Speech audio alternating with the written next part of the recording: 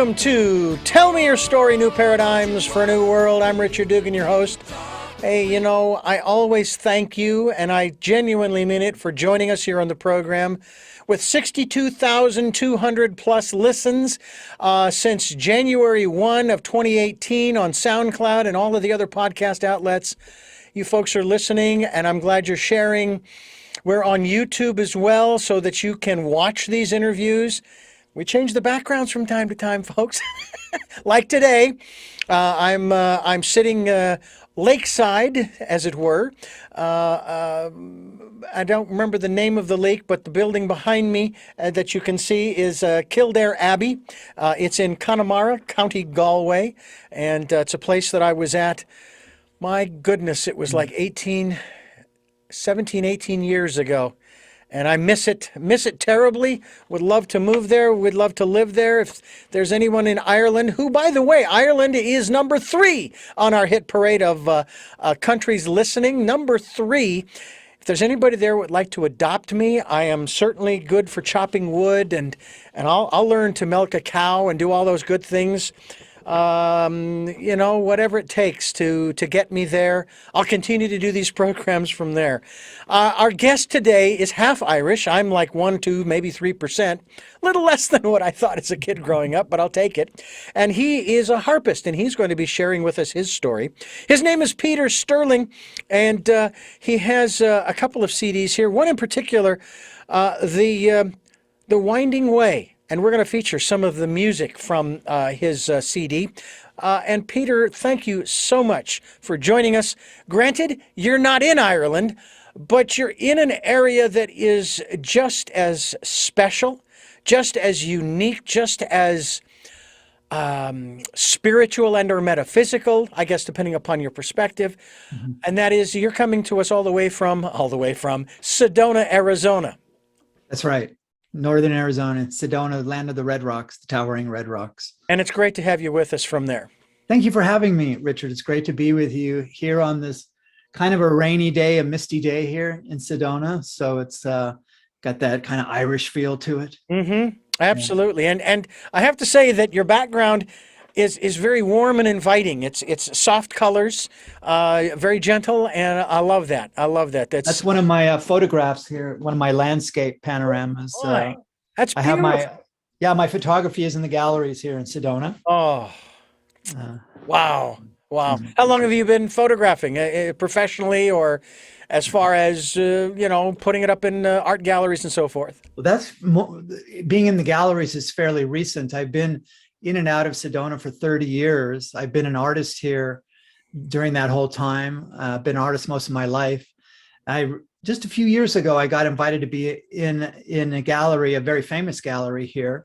One that when I first came to town 30 years ago as a glass artist, because I make stained glass as well, that I always imagined myself being in this one particular gallery. And then couple of years ago, I wandered in there on a gallery opening night, and I was casually speaking to some woman, and I told her that I do art, and she wanted to see it. I showed her some pictures. She says, "Well, I'm the owner of this gallery. I'd love to have your art here."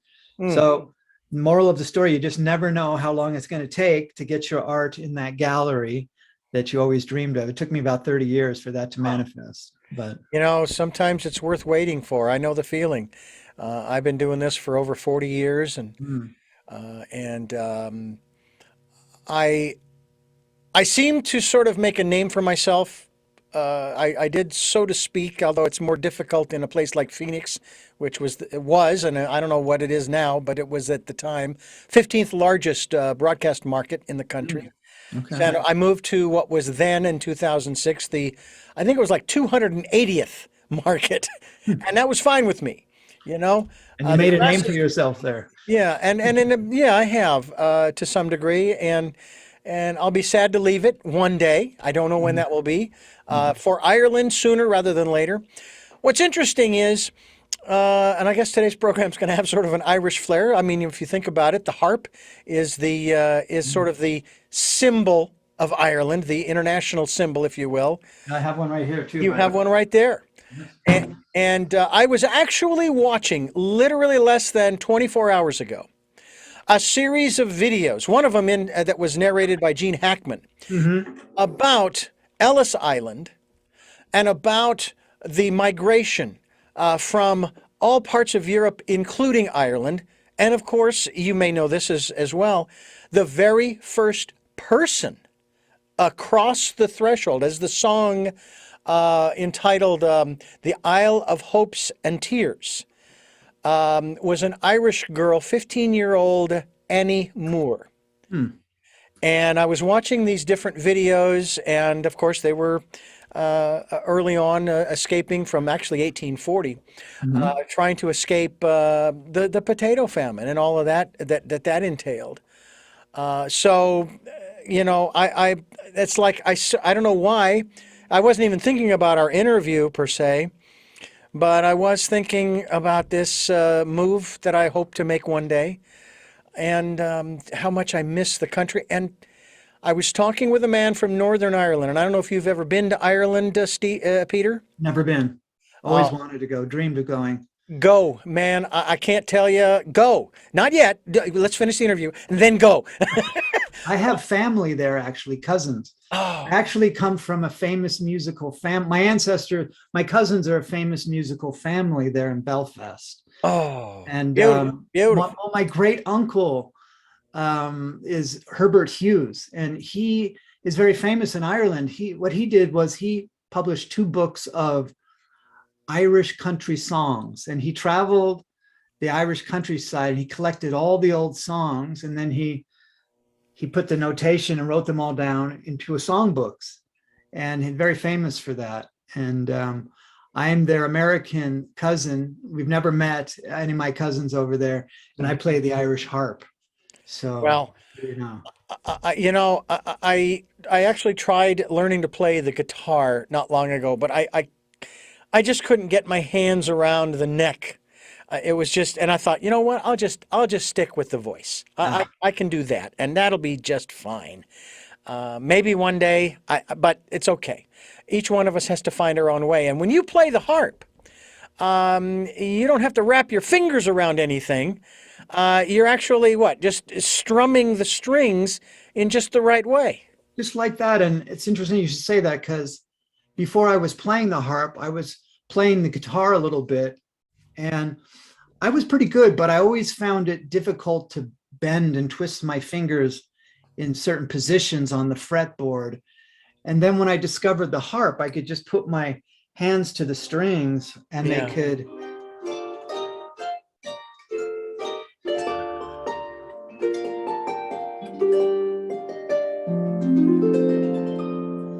very Oh. easily without hurting.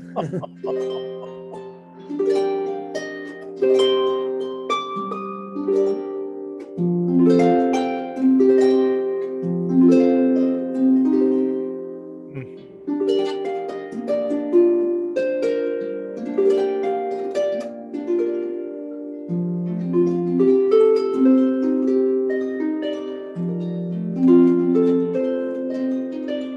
Now, is that improvisation right That's there? improvisation. That is gorgeous. Absolutely That's how I play. fantastic. No, I don't detect any flaws in the piece. And you're just creating right there. Now, aside from the logistics, the structural aspects of the harp, as compared as you did with the guitar, Mm. what's the other reason that you were drawn to the harp, or that the harp was drawn to you? Well, that's really my life story there. It was when I came to Sedona in the early 90s, and I came here on my vision quest after living 10 years in Colorado. And I came here to pursue my artistic talents because I had always been an artist most of my life. And I just decided I'm going to move to Sedona and I'm just going to live as an artist. This is really what's in my heart. This I want to follow my bliss, so to speak. And I always the artist lifestyle always attracted me. I'm one of those people. I've never had a 9 to 5 job, so I've always been a free spirit and kind of a wanderer, free agent. And so I came here to pursue my art. And then after a short time, I received a message from Great Spirit that I should release all of my material possessions, acquire a Volkswagen camper van, and that I was going to be going on a vision quest, a bit of a walkabout. And I was going to be led by spirit to discover something very important from my life. And I had a sense that I was going to get some sort of an upgrade. There was something new was going to come. And this is my early 30s. And so I did that. I got the van and I ended up sleeping every night in the canyons of Sedona and traveling between Sedona and Mount Shasta and Colorado and just following my free spirit. And I didn't know what I was searching for, but always felt that I would discover something. But it really came to me here in Sedona when I would go out into the backcountry canyons here and sit in the silence and just listen to silence. We are going to pause to listen to some of this Music. beautiful music. What is it that you would like us to feature in this particular segment from your CD, your album, if you will, the recordings that we have on hand here from The Winding Way? What would you feel? What are you led to share with us on this at this time? I think the number one song, Beauty Abounds. It's a song about the beauty of nature. And it's very heartfelt and just very kind of floaty and deep feeling. So I think that'd be a nice one to start with. We're going to start with that one, Beauty Abounds. It's from Peter Sterling and The Winding Way, as you are listening to Tell Me Your Story, where we bring you new paradigms for a new world and choices and knowledge of those choices to help make your dreams come true.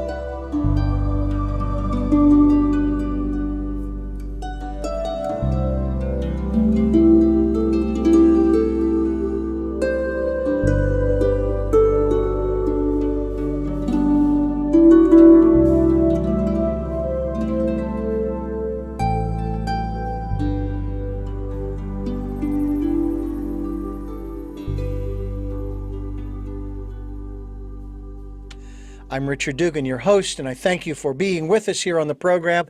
We're talking with a wonderful musician, beautiful music that he shares with us, not only here on the program, but also through the CD, The Winding Way. Peter Sterling is our guest, and it's not the only reason that he's on the program. We've started out the program, of course, talking about our Irishness, which is just fine with me. But you also have a part of a book that has been released. There's Mm-hmm. also a CD in it. It's entitled the same as the book, which is entitled Hearing the Angels Sing, a true story of angelic assistance. I, being born and raised Catholic, was raised around the whole concept of angels and archangels. Tell us about your introduction to the realm, the angelic realm. Mm-hmm. Yeah, well, I really didn't have a reference for angels until I came to Sedona and I had these kind of illuminating transcendental experiences here in the canyons. Um, Before that, I imagined angels might be a figment of somebody's imagination. But what happened to me here is when I came to Sedona and was on my vision quest, living in my van, I spent a lot of time just out in nature by myself and just sitting in the silence, basking in this incredible silence of the canyons that exist here.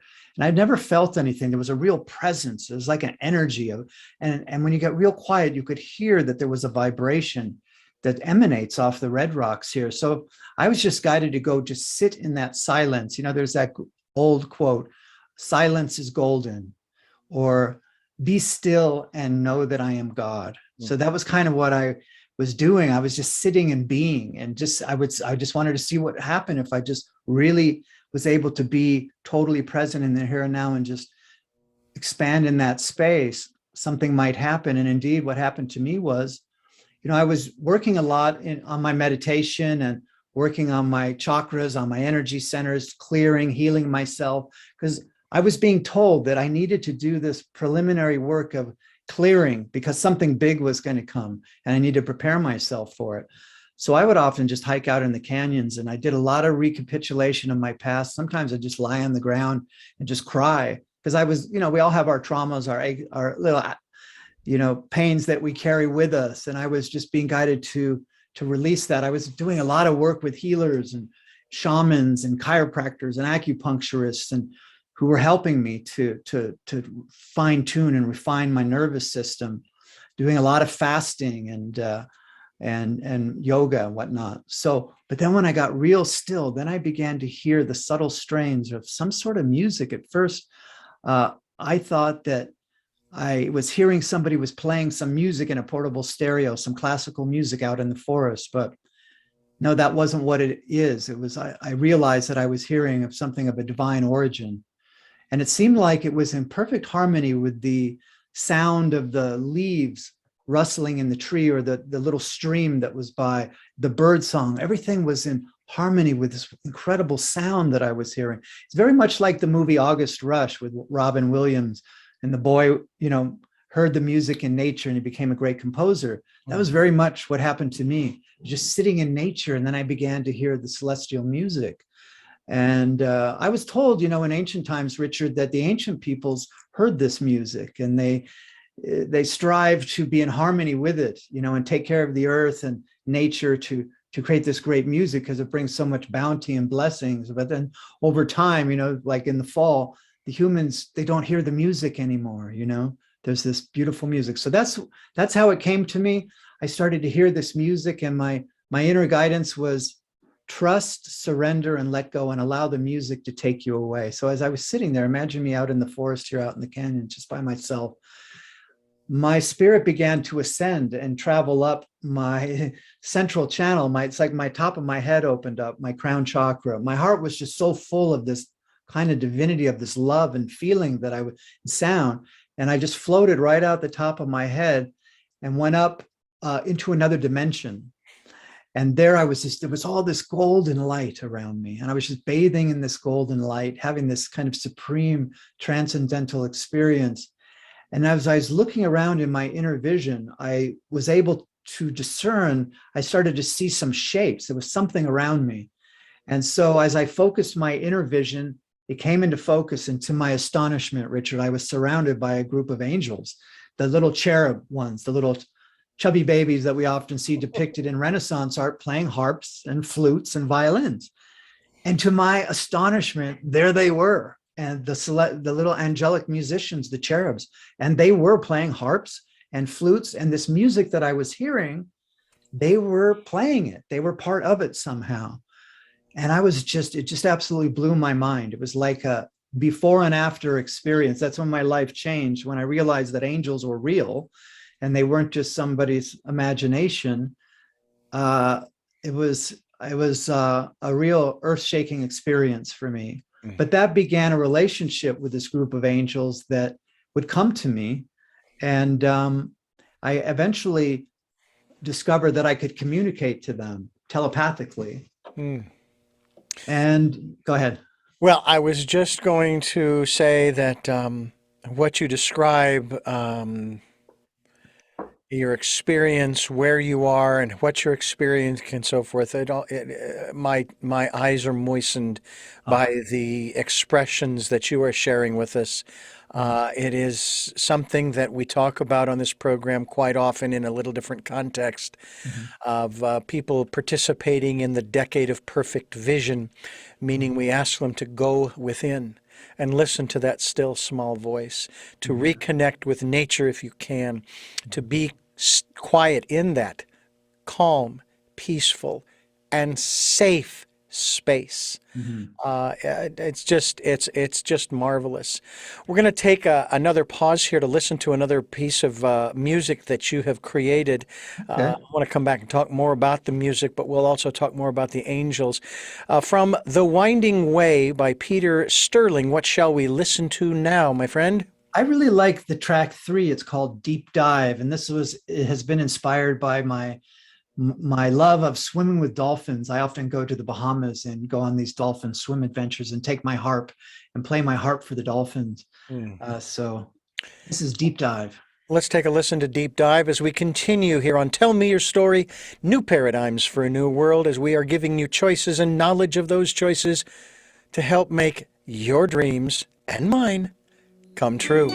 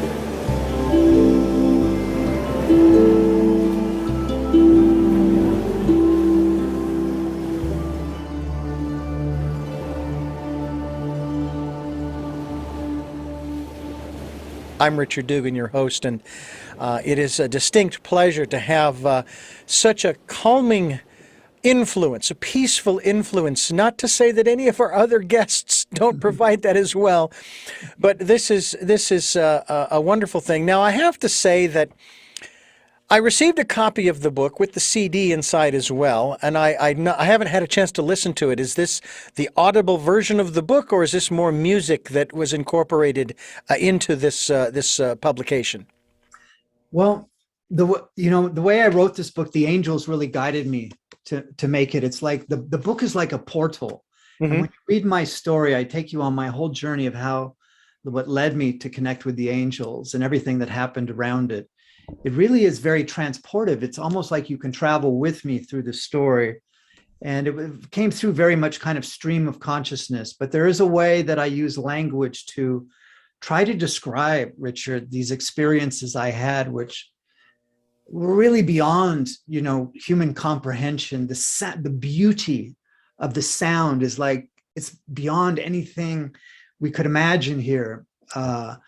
And I've always endeavored to express that through my music. And I've been told that my music is reminiscent of this higher celestial sound. But there was a way that I use language in the book to bring to life this story. And the music that goes with it is like a soundtrack. So if you play softly in the background as you're reading, it's kind of a whole sensory immersion experience. And it really, really works because the music has the frequency and the energy. If you listen to my music with your eyes closed, beautiful visions and panoramas all of a sudden appear in your mind's eye.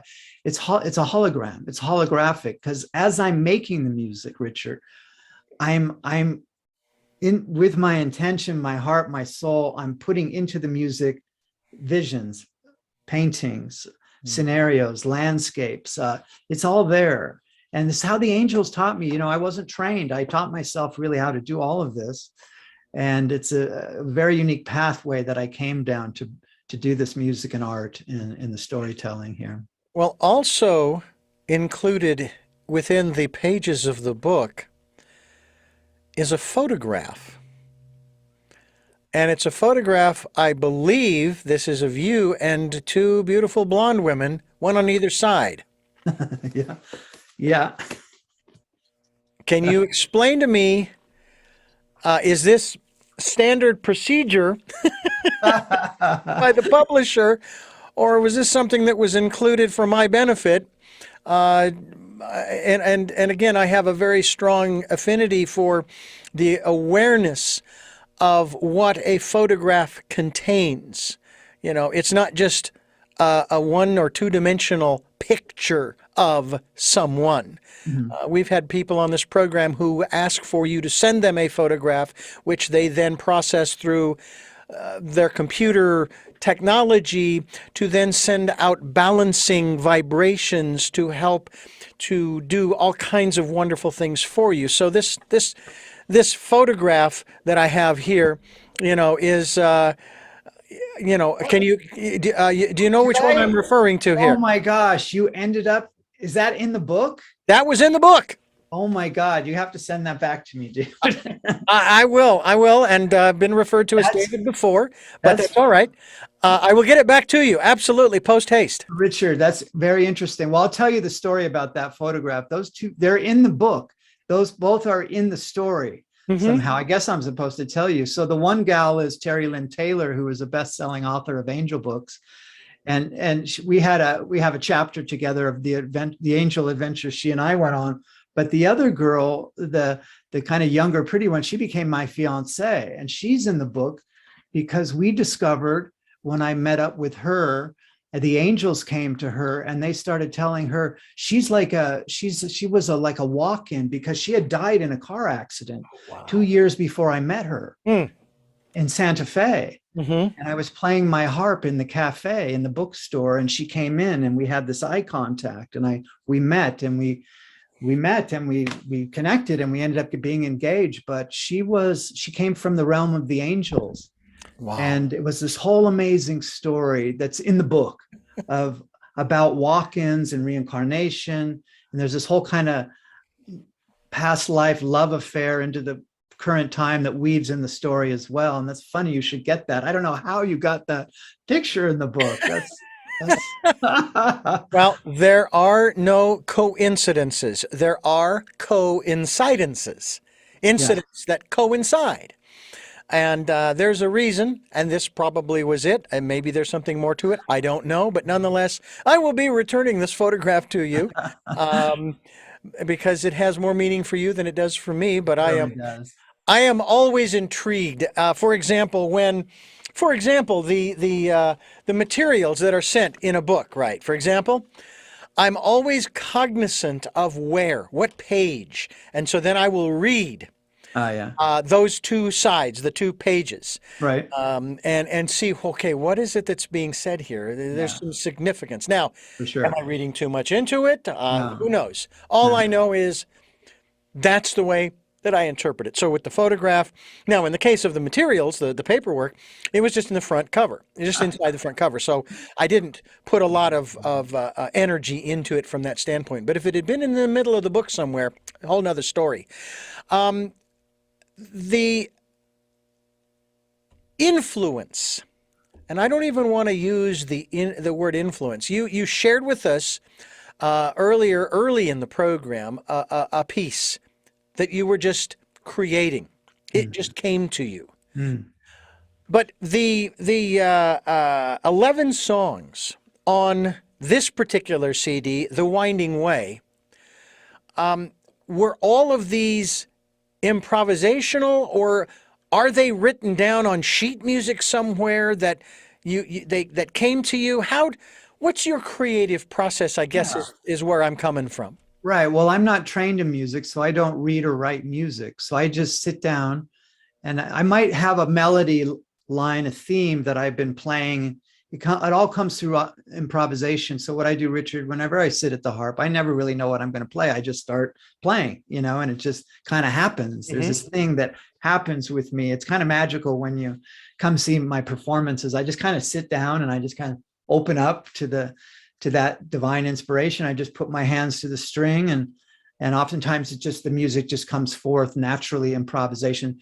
But I also have particular songs that I play. Now on this particular album, um, yeah, that first song, Beauty Abounds, that was a pure improvisation where I just sat at the harp and just started playing and Wow. captured that. Yeah. Wow. And when it comes to improvisation, uh, there are no mistakes. It just flows out of one. And that to me is incredible, to be able to sit down, especially in a studio, and you're spending X number of dollars for the engineer and the producer and all those kinds of things, and you don't have anything written down. What are you talking? Oh, it's all in your head. Actually, if I am understanding correctly from our conversation thus far, it's not actually coming from your head. It's actually coming from your heart, and the uh, the crown chakra, if you will, connected to the divine. Mhm. And to some people, that may sound very strange.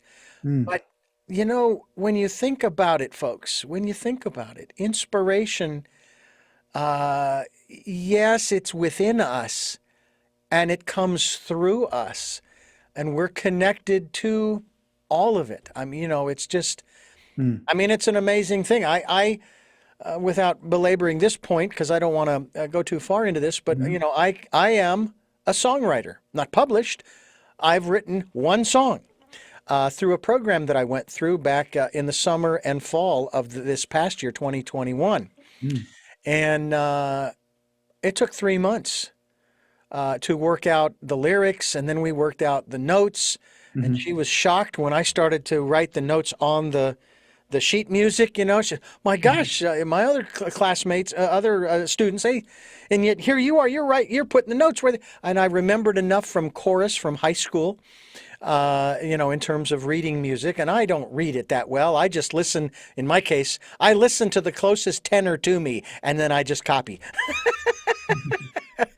What else shall we listen to as we pause once again here on the program from the CD, Peter Sterling and The Winding Way? What shall we listen to next? How about track number 6, Rose Petal Tea? That's a wonderful Oh, duo with harp and violin. oh, now that's beautiful. I'm sorry, Rose, what again? Rose Petal Tea. Rose petal tea. Yes, Actually, it it's a love sounds, song. It's a story about a love affair. yeah. And this was this is a vision that as I improvise in these songs, how I make the music, I play the harp, and that's like doing a pencil sketch. And then I bring in all the other sounds, and those are the colors that I bring it to life with. And as I bring it to life and flesh it out with all the other sounds, a picture appears through a feeling. And this one came, Rose Petal Tea, and it's a story of a couple about their love affair over many years. And one of the things that they love to do was sit down and share a cup of rose petal tea with each And other. and who is your violinist? My friend is Dove Gertzig from LA. He's a wonderful violinist and quite well known in the industry. And he plays beautifully. We have a long-term relationship. We've been recording and performing together from the very beginning for about 30 years now. Oh, wonderful, Yeah. wonderful. I love those mile markers. I love saying this, sharing this with people. My best friend, who I've known since grade school, he and we got together when I went back to Phoenix to visit my folks for Christmas in 2021. We would sit there and we would look at each other and we'd say, "It's amazing we have known each other 50 50 years, half a century. I'm 61 and he Oh, is also now. I'm the same age, 60, 61. And I'm just like, 50 years I've known another human being. Now, granted, okay, I've known my parents for 61 years, but it's not the same. And I just love that. Anyway, let's take a break here. We're going to listen to Rose Petal Tea here on Tell Me Your Story. And Peter Sterling is my guest, and I'm Richard Dugan, and you are listening to New Paradigms for a New World.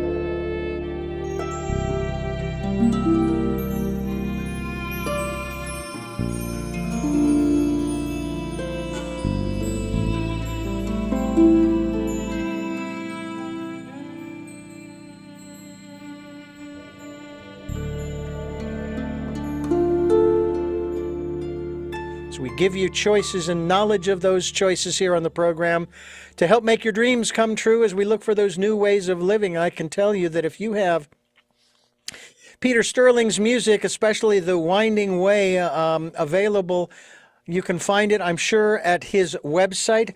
And Peter, give us your website so that people can find out more about you and the music that you have brought to us. My website is harpmagic.com, harpmagic.com. I love that website. That is fabulous. Harpmagic.com. And as I say every program, we will be linked to your website. And people will be able to connect with you and even purchase your book and your CD. The book, by the way, once again, is Hearing the Angels Sing. And this has to do with Peter's true story of angelic assistance, and he's shared with us a little bit of that. Did you, even from an early age, especially in your childhood, have at least an awareness of the angelic realm? Well, I write about in my book an experience I had as a child. I was 6 years old. I was living in Southern California in LA, and my mother decided to take me to the Episcopal Church this one Sunday. I would go, and I would often go into the Sunday school section with the other kids and, learn Bible stories and eat donuts and things like that and run around. But this one day, it was near Easter, and my mother decided, she invited me to come with her and her best friend to come into the main, chapel and for the main service this one day. And I decided I would do that. So I can remember sitting between my mother and her good friend, and the priests were, they were burning incense and they had holy water and they were saying things in Latin. They were doing this whole high Episcopal ceremony, and I was pretty transfixed by it. And there was music, but there were beautiful stained glass windows around this beautiful sanctuary and depicting, the life of Christ or whatever.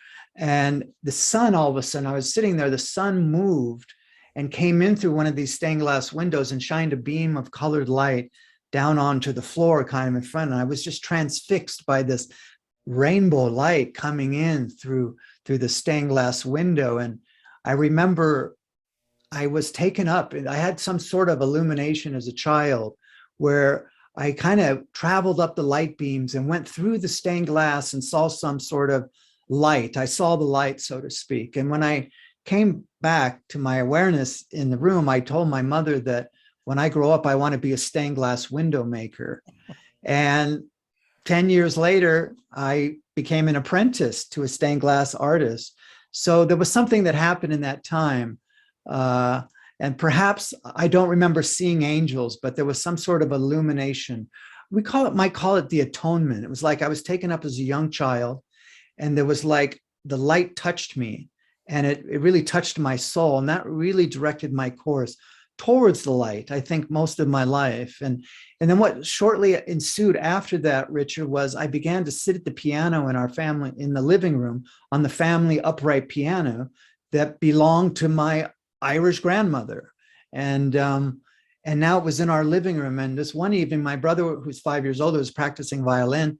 And all of a sudden, I just sat at the piano and I just started playing along with him up and down the keys. And this began this period of time where I was just improvising on the piano. I was 6, 7 years old.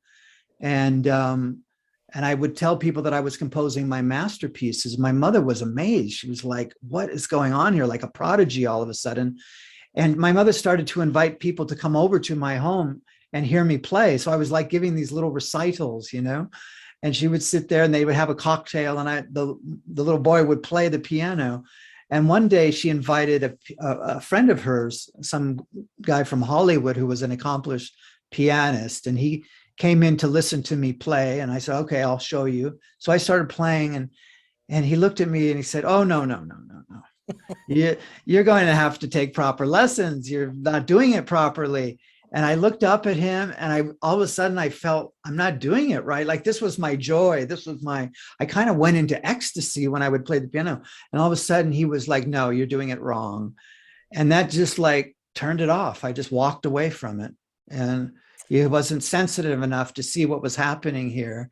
He said, "No, it's like we don't want to say that to kids too much, right? No, no." And he did it right at that moment. And that ended my piano career.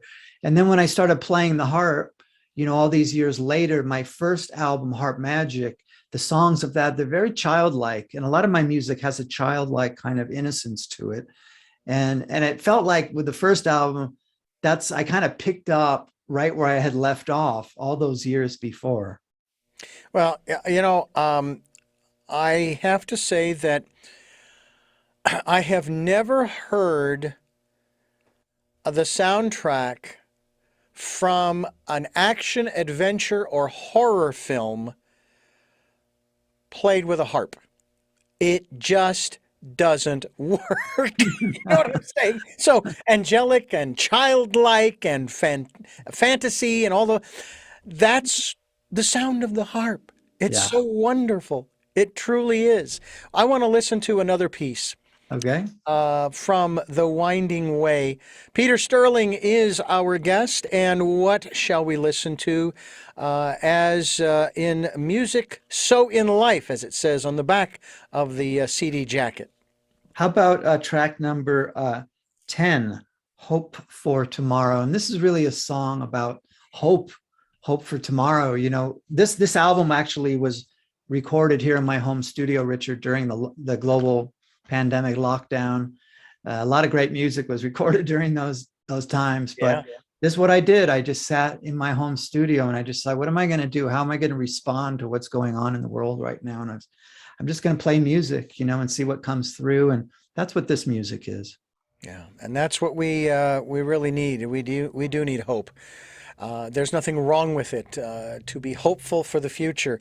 I think one of the interesting aspects as we go to this piece, Peter, is a conversation I had with one of my guests. And of course, we talk about choices. And I said, choices and knowledge of those choices to help make your dreams come true. And I said, it's said that we are where we are today because of all the choices that we've made in the past, and that, well, wherever we are tomorrow, it'll be based upon all the choices that we make from this point forward. And he says, well, that may be true, but consider this. All of the choices that you will make from this point forward are based upon your perception of what you think the future will be. What your perception of the future will be.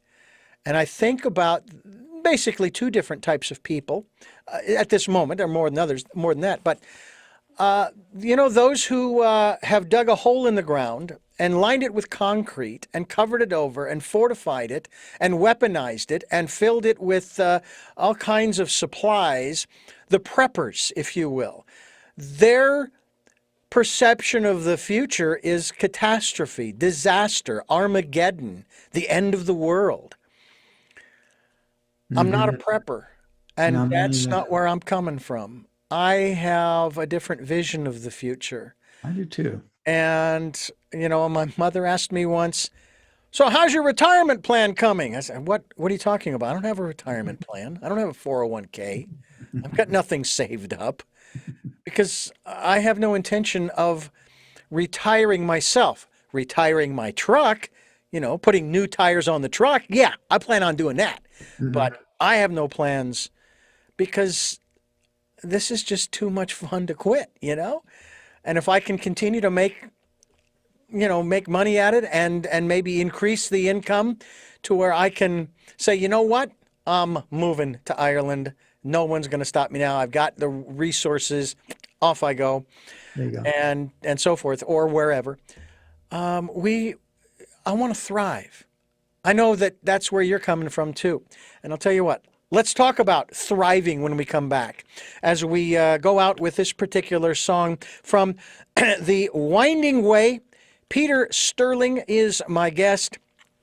And again, we are going to listen to Give Me That's Hope for Tomorrow here on Tell Me Your Story, New Paradigms for a New World.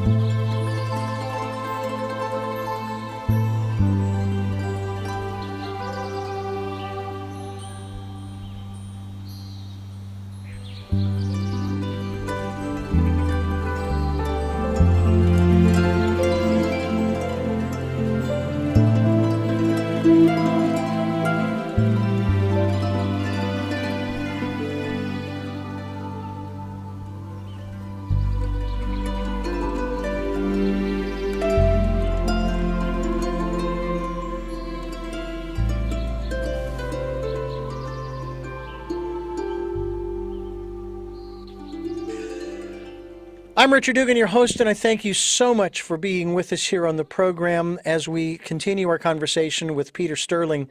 And Peter, it's just beautiful music. You have now. I know you have at least two CDs out, and of course, even the CD that's in the book. Hearing the angels sing. How many CDs do you have out these days in the years that you've been performing and playing that most magnificent? It's a piece of art as well as the art that you create with it. It's just beautiful. Thank you.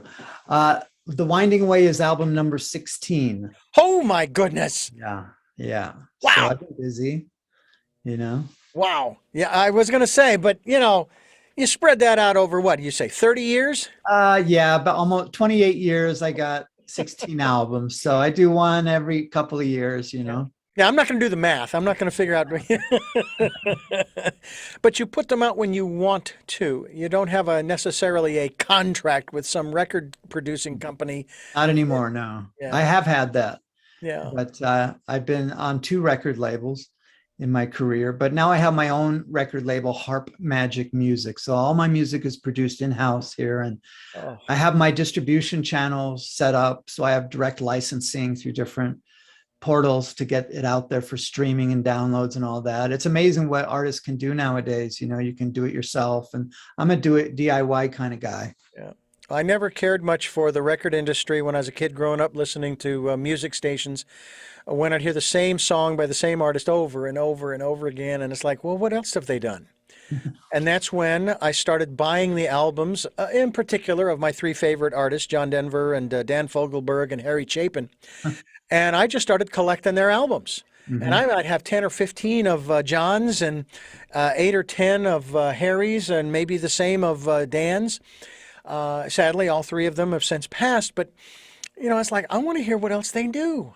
I want to Yeah. hear what else they create.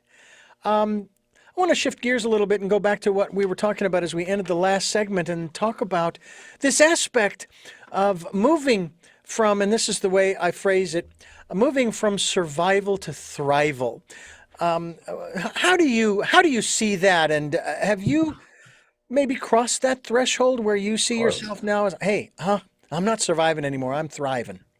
Yeah, I'm pretty thriving right now, I suppose, but I've gone through a lot of hard times. I lived as a starving artist most of my adult life, and I went through difficult times, and that's all in my book. That's all. I talk very candidly and frankly about some of my struggles that I went through. I think that's all part of that hero's journey. Ah, yes, You had to yes. build fortitude and persistence and courage and willpower to achieve. And attaining somebody's soul's destiny goal is not always an easy path to go down. It's much easier to go into the cookie cutter kind of pre-planned pathway of career and retirement and all that to find, but I decided not to do that. I took the path less traveled, so to speak. But it's interesting you talk about John Denver, because you'll see in my book there, I have a picture of him in there because he was very influential on me I as saw well. that.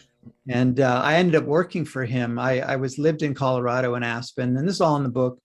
And I worked with him at the WinStar Foundation Oh, yeah. in Aspen for 5 years. And I got to see him perform with his band and with symphony orchestra on many, many occasions in the music tent in Aspen. And I've seen him bring a whole audience, tears, crying. Wasn't a dry eye in the house. He was a very, very, very gifted soul and had a big influence on me. And actually, when my music first started, because I met him on several occasions, and actually I was in a commercial for United Way. It was for the Super Bowl. That was one of my claim to fame. I was in a commercial with John Denver for the for the United Way charity that was shown during Super Bowl back in the 80s. And they filmed it in Aspen in this beautiful alpine meadow with him playing the guitar and all these people around him. And I happened to be in that. But when my music first started to come through, he appeared to me in dreams, and he was guiding me in dreams on where to go to make a connection. He kind of led me towards my first record deal with my first album. It was very interesting, and that's all detailed in the book. Well, I had a conversation with someone not long ago. We were talking about John and how the music that he created that came through him was his attempt to try to lay out his life and what was, as he would often say, I mean, it's almost quoting him from his album An Evening with John Denver, which I still have the double album at home. He says that, what is so about my life?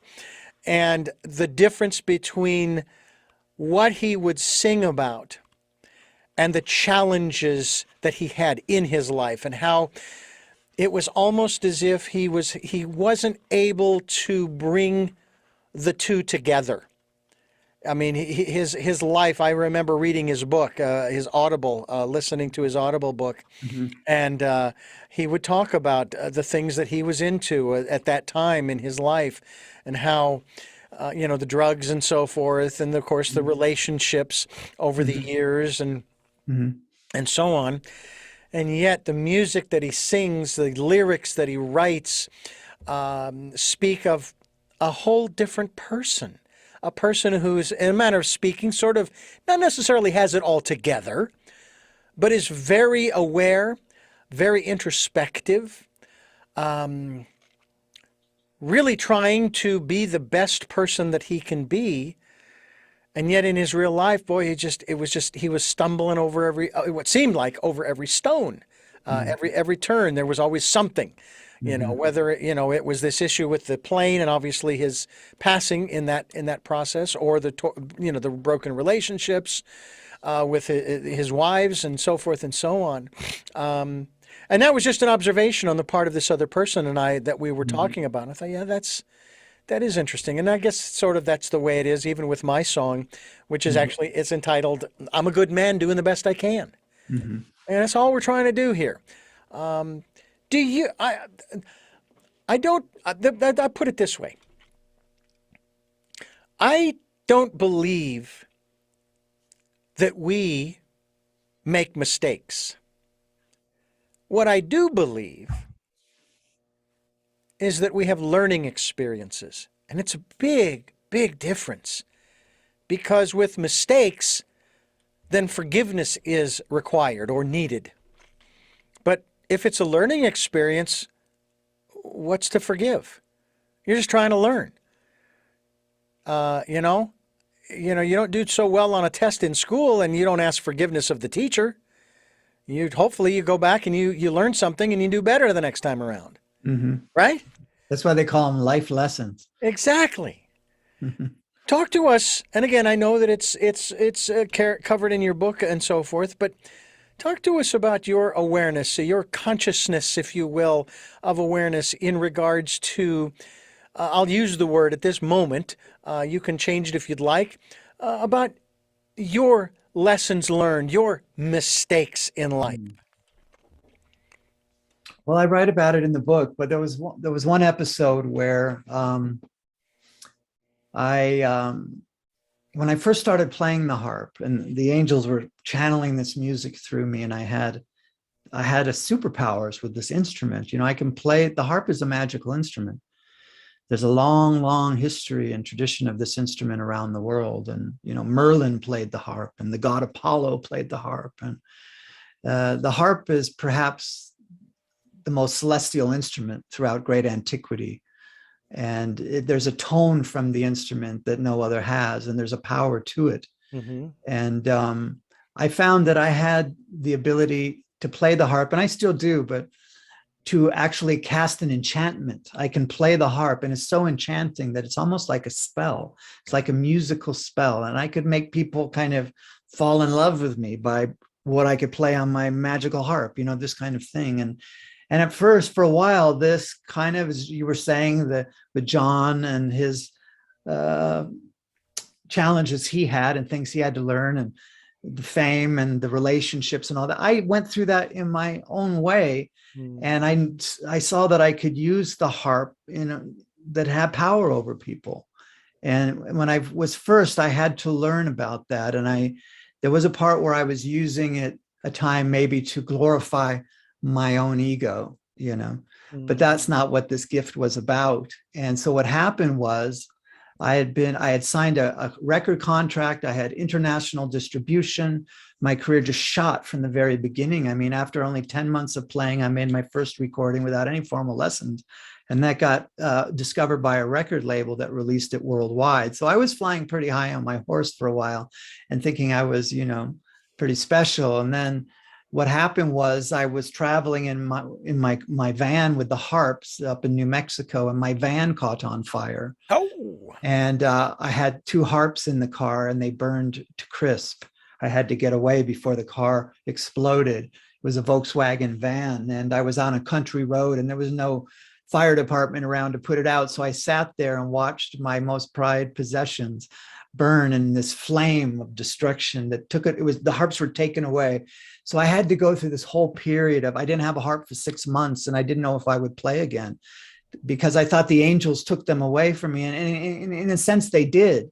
They had to teach me that, hey, this is not for that. This is for a different intention. And this music is not just for you to glorify your own ego. This is to the glory to God, and I had to learn a big lesson. So then I had to kind of pray, and I had to ask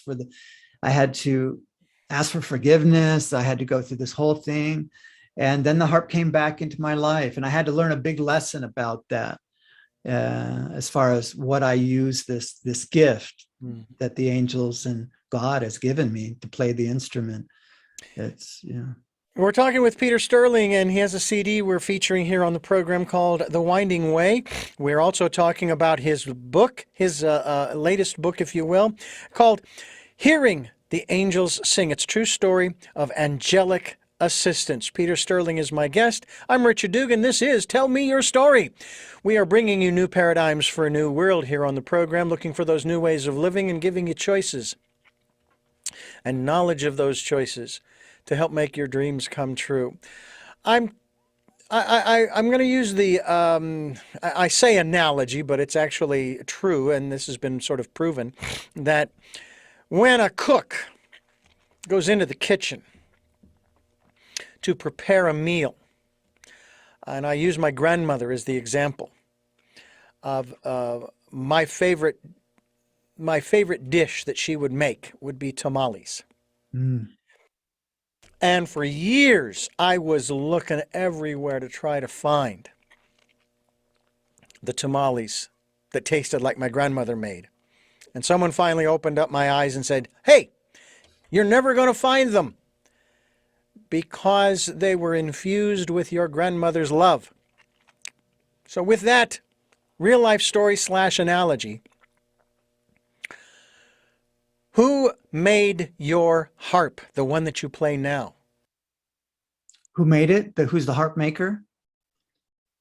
Mm-hmm. The harp maker is the one I was playing here. That's a Dusty Strings harp, and they're a very famous harp maker from Seattle. Yeah. And are you familiar or aware enough of this individual, or I don't know if it's a factory or it's made by an individual, as to their awareness of that aspect of creation? Well, I never talked to them about that. I have talked to them from time to time, but they're very much aware of the purity of the sound that comes from their instruments, and their kind of tradition goes back more into the Celtic folk harp. So they have kind of that Irish harp feel to it. You can see here, which I love about their logo, they have this beautiful kind of almost with a Celtic kind of a knot on the instrument. Yes. So it's just a beautiful instrument. Harps are beautiful. Just to have them in the room. I could play another little bit for you if you like. Please. Yeah.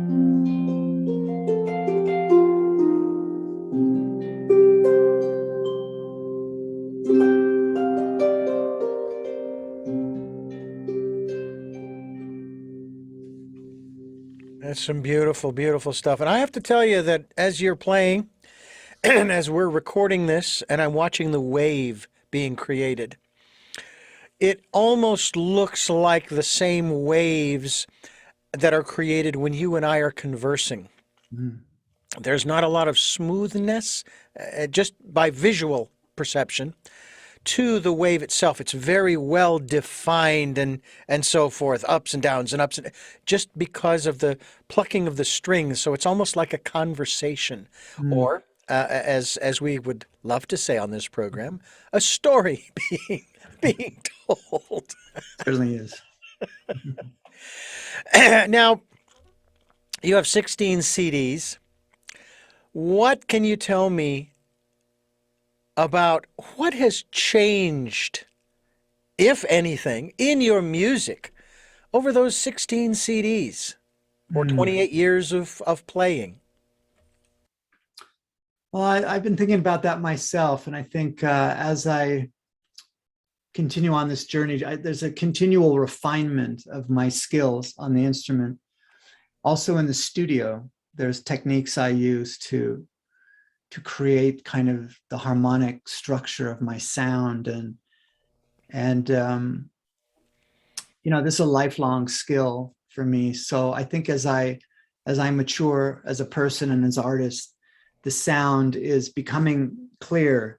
It's like my first album, I had only been playing the harp 10 months and I didn't even know what I was doing. It just happened. But now, after all this time, I've refined my skills now, and like a fine bottle of wine, that's the thing about music. Musicians get better as they get older, Mhm.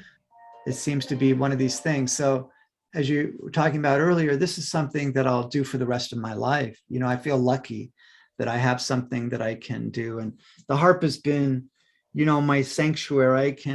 Doesn't matter what's going on in the world. I have this friend here that I can sit with Mm. and I can play an enchanting melody on, and it soothes my soul. I just play. I play for what brings me joy and what warms my heart. And it seems to have a universal appeal. And the music's had great success. Actually, The Winding Way is trending on Amazon right now on hot new releases in the New Age section. So Fantastic. come check it Now, out. when you give concerts, you're playing obviously songs that you know, but you're also improvising as well Yeah, throughout the concert. absolutely. Just letting the energy Improvisation flow. is a big part of my performance. And I have set songs, I have a set list, but I always have blank spots in there for just improvisation one, improvisation two, improvisation three. And Mm. my audience loves it. There's something that's very kind of raw and on the edge. I find that when I improvise, that really allows spirit to come through. There's some artists that like to play their music, kind of the same every time, but I use my music, my songs, my past songs, just as kind of a loose framework. Mhm. And when I revisit them and play them, I always like to explore them a little differently and see how I could play it a little differently, just to keep it interesting for me. And I think that gives a life to the music. And I just love, that's just how it's always happened for me. That's one of my gifts, I guess, is my gift of improvisation. Mm. Peter Sterling is our guest here on the program. The Winding Way is the latest CD available through harpmagic.com. And his latest book is Hearing the Angels Sing, a true story of angelic assistance. Is this, what number book do we attribute this one to? That's book number one, and there's two other books that are in the works. There's, yeah, so we'll see. Well, wonderful. I'm still working on my first, and I've been working on it for over 20 years. There you go. I'm not writing War and Peace. I'm procrastinating. Writing a book is a huge process. It wasn't easy writing a book. The music flows, but writing is a skill and it's a craft, and Yeah. And you have to quite stay at it. Now, I've written the basics of it, but I just sit here going, how much longer are you going to keep this? And of course, I'll mention it on the program. So, well, how do people get a copy of it? Well, if you want a PDF of it, I can certainly run one off for you and send it to you, that kind of thing. But Sure. I would love to have it hardbound, or at least a hard version, a hard copy of it, whether it's in paperback or otherwise.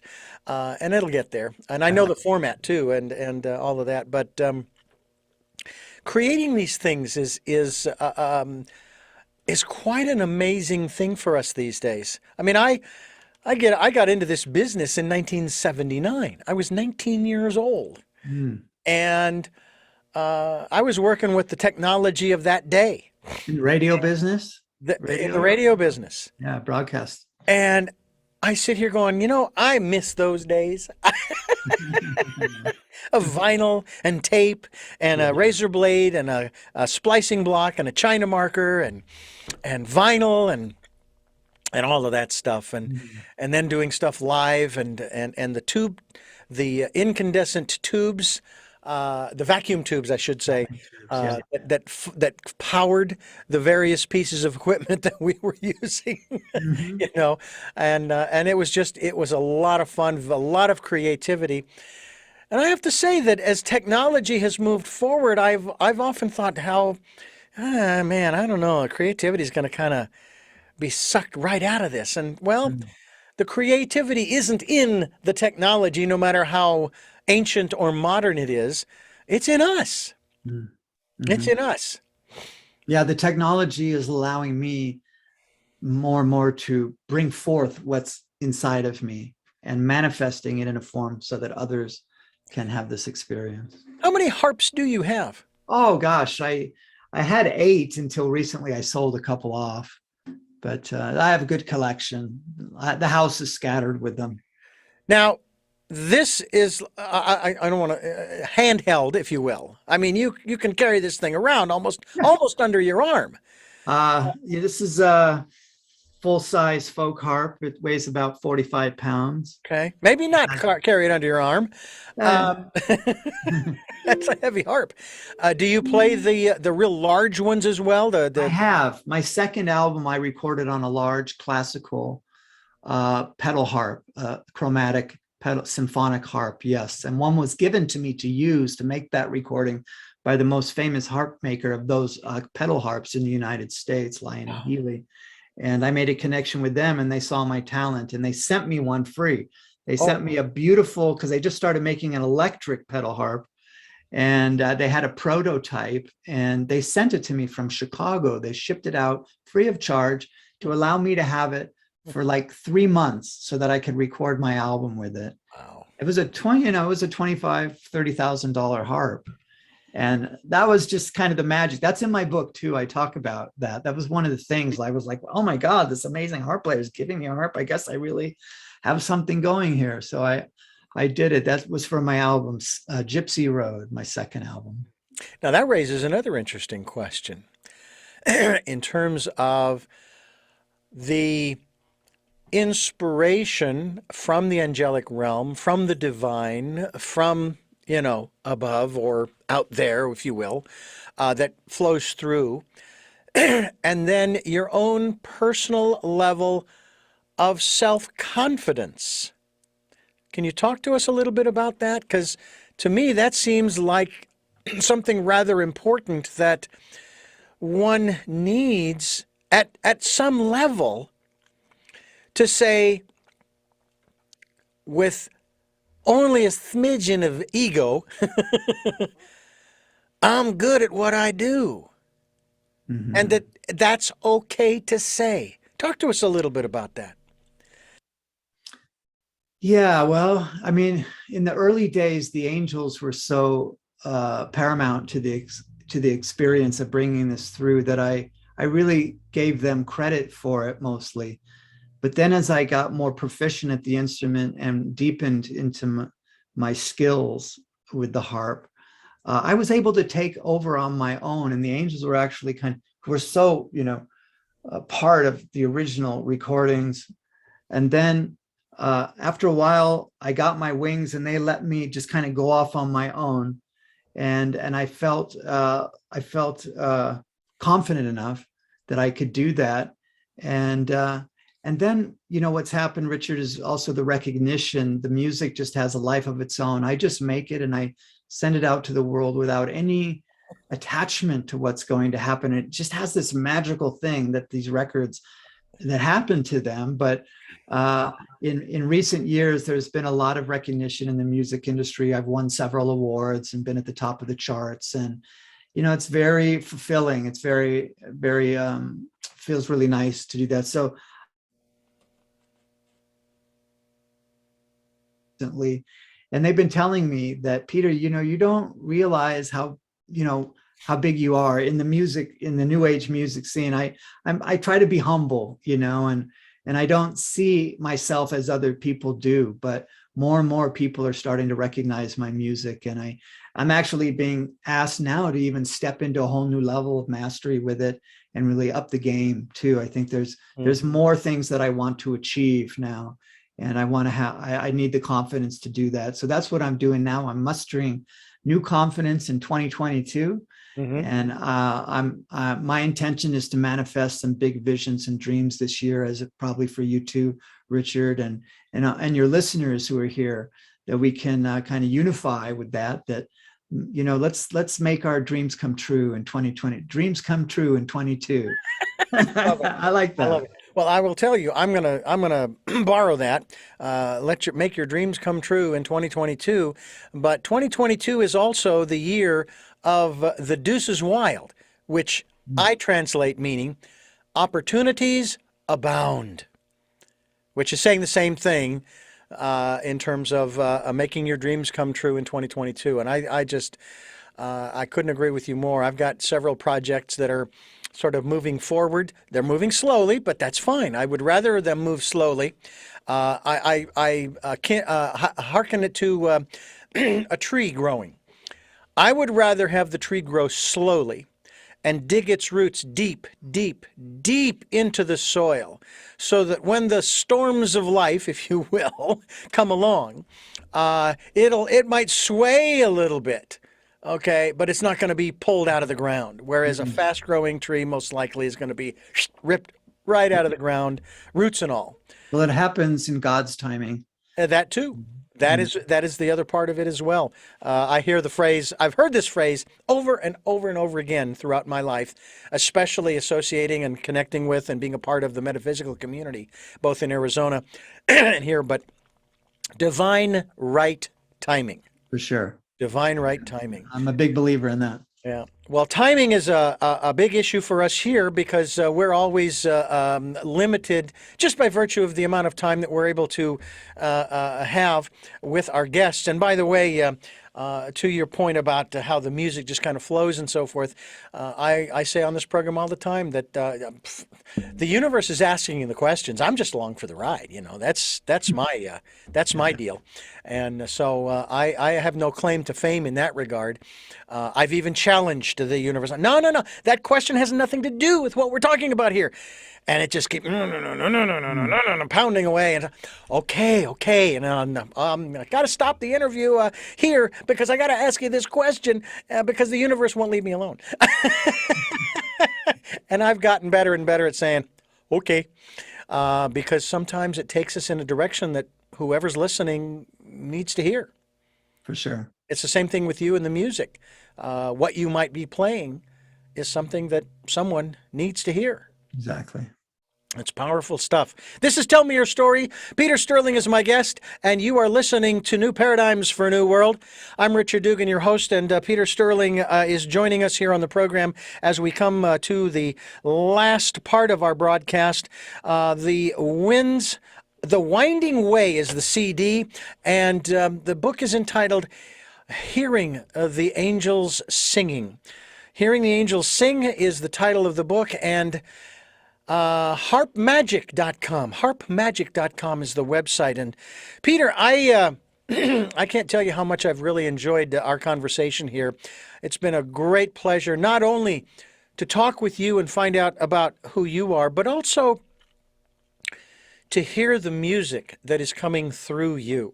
And I think that's probably an accurate term, right? That it's coming through you. I would say so, yes. Thank you. I really appreciate the time that you've given us here on the program. It's been great to be here with you, Richard. A lot of fun. Thank you. I have three final questions that I ask all of my guests. You may have answered them to some degree during the program, but I'd like to ask them directly.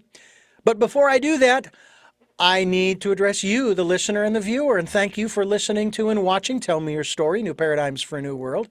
We are on the air here in the city of Santa Barbara, California at 7 a.m. and 7 p.m. On Sundays. Mondays at 1 a.m. and Wednesdays for our special edition of Tell Me Your Story, we are on at 9 a.m. And then we are streaming live at those times at richarddugan.com. And we're podcasting on SoundCloud, iTunes, TuneIn Radio, Spotify, Stitcher, Player FM, Blueberry.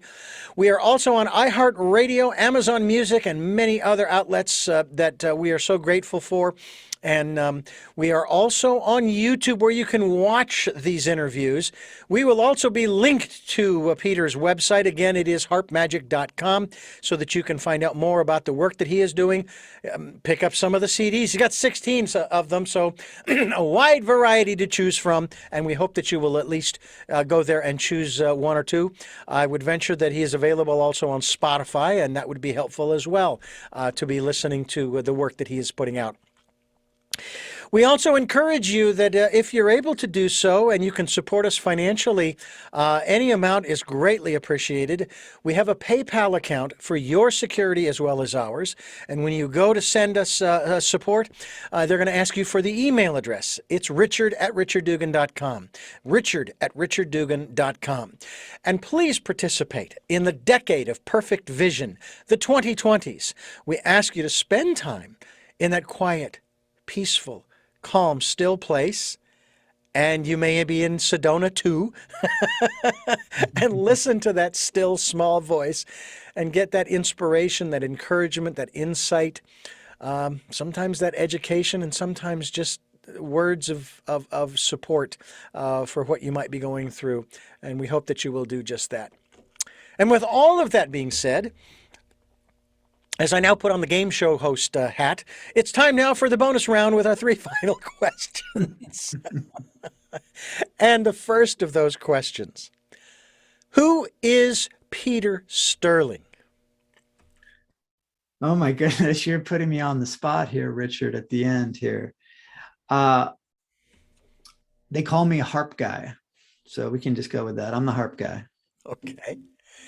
What is it that you hope to or want to achieve through the work that you are doing now?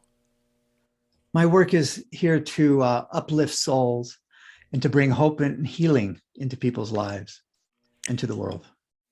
And finally, what is your life's purpose?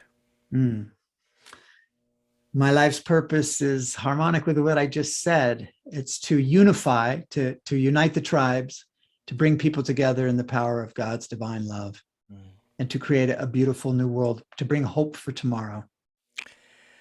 Well, Peter, again, we thank you so much for joining us and enlightening us as well as entertaining us too with the music that we have featured on today's program from the CD, The Winding Road. Peter Sterling, my guest, and again, that book, The Winding Way. The Winding Way. I don't know what I just said, but it's The Winding Way.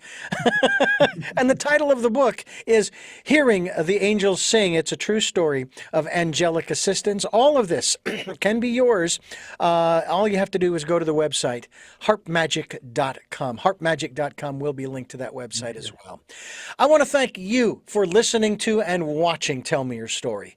New paradigms for a new world as you make your dreams come true in 2022. Thank you, Peter Sterling. Thank you. And we hope that you will join us again on our next broadcast, podcast, videocast.